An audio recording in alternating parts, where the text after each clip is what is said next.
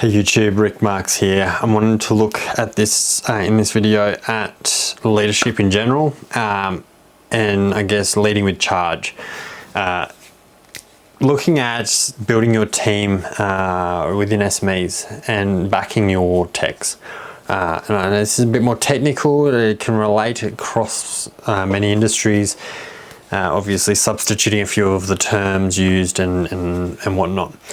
But I think the biggest part is, I guess, going to look from the SME wing of the equation. What makes an SME?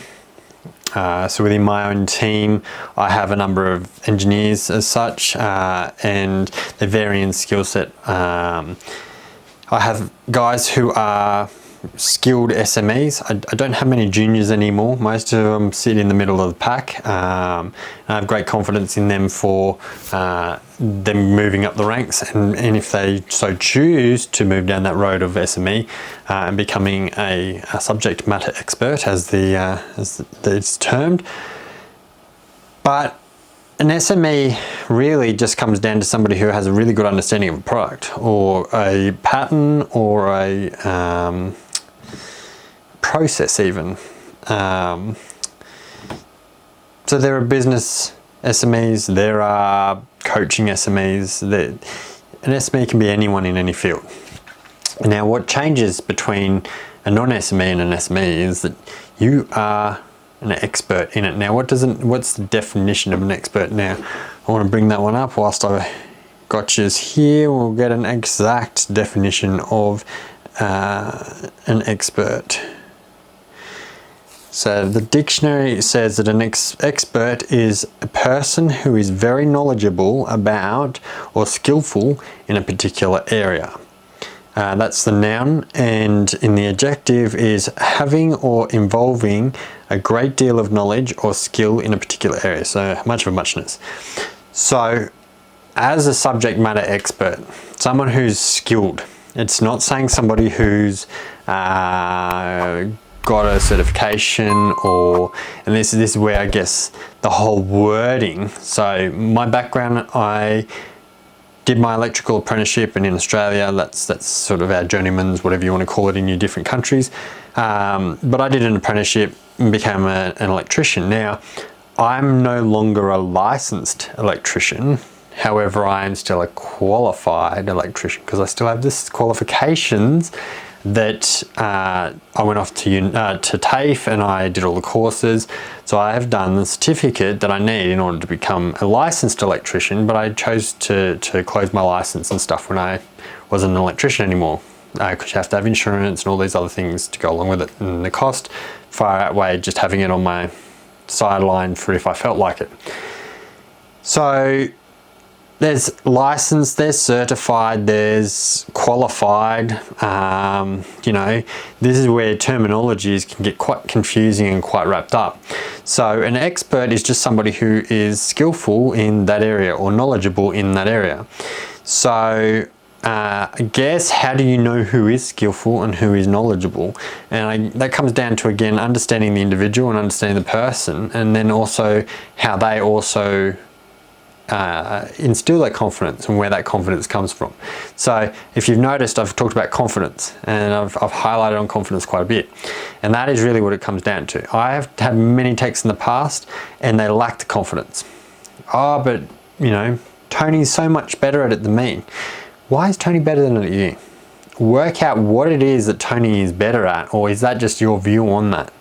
Is that just how you're seeing it? As I talked in my previous video, I think it was, I was relating to the conscious and subconscious, and active thinking and passive. Are you just perceiving that Tony is better at it than you? Or is that your view based off your life accomplishments?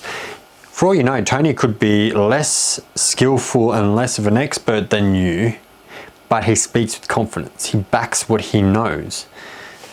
And that can be the difference, the change in why he comes across as more successful or more of an SME in that field than you, is just based on his own projection.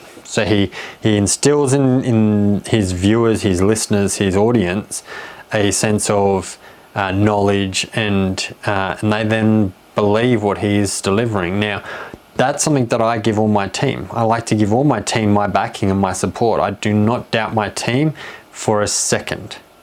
And I definitely do not doubt my team in front of anybody else if I was to doubt them, because that doesn't help their confidence, nor does it help anything for anyone.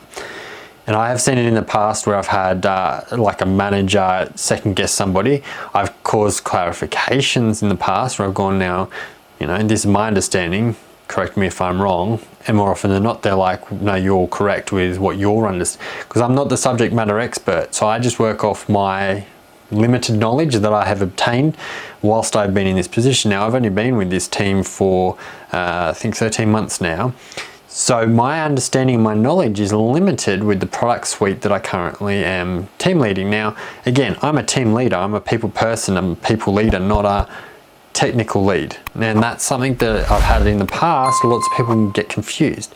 I have got technical background in IT and technical understanding in the Windows operating system arena.